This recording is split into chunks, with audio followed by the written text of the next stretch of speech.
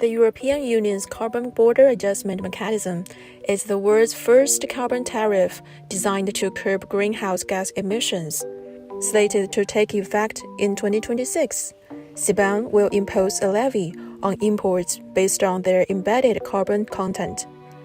As one of the EU's principal trading partners, China's energy-intensive industries may incur additional tariff costs, eroding their competitiveness in the European market, unless they can reduce the carbon footprint of their products.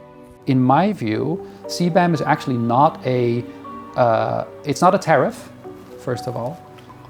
It's a huge difference, right? A tariff just means that you're going to charge, a certain amount of a percentage of money on everything that you import. But in the case of the CBAM, it's a system which helps to ensure that the extra cost that European producers are facing from their carbon emissions is somehow also reflected on the imports. For example, to Europe, you're going to be paying some kind of an adjustment cost, which should reflect the amount that European producers are paying as well.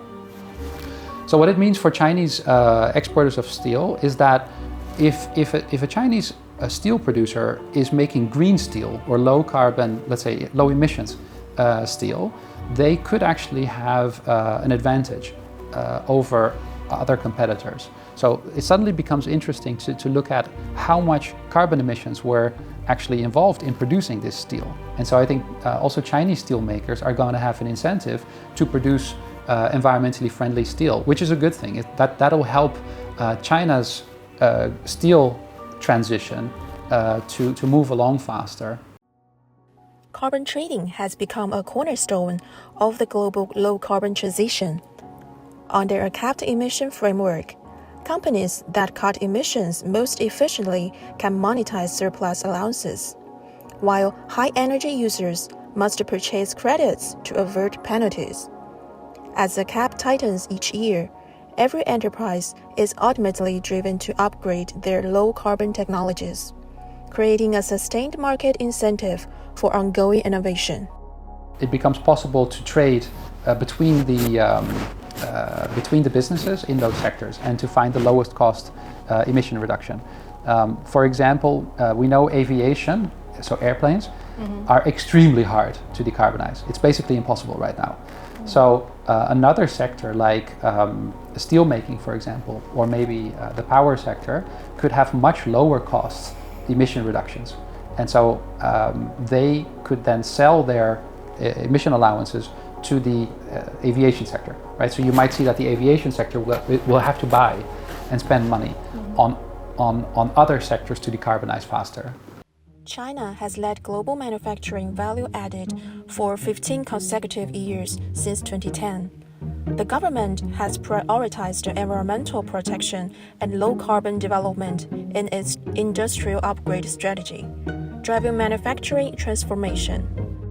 From 2013 to 2023, China's energy consumption grew at an average of 3.3%, fueling 6.1% annual economic growth.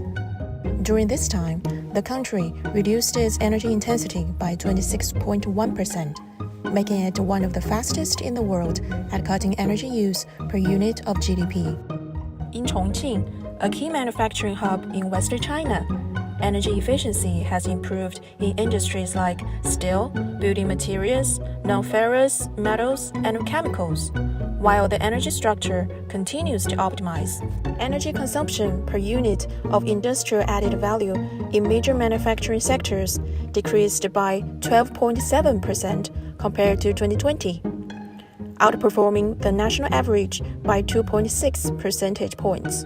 Additionally, as a megacity on the Yangtze River, Chongqing has also made notable progress in water management, including the 10-year fishing ban, for example, implementation of the Yangtze River Protection Law, progress in what's called soil conservation, and a number of other pollution control of industries.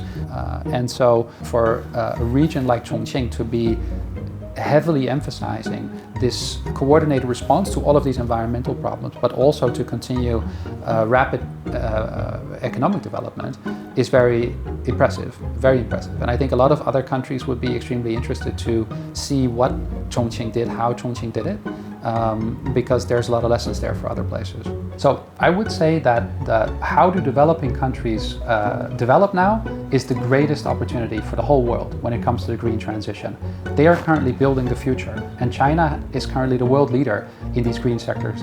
So for China to cooperate with them on that is incredibly important.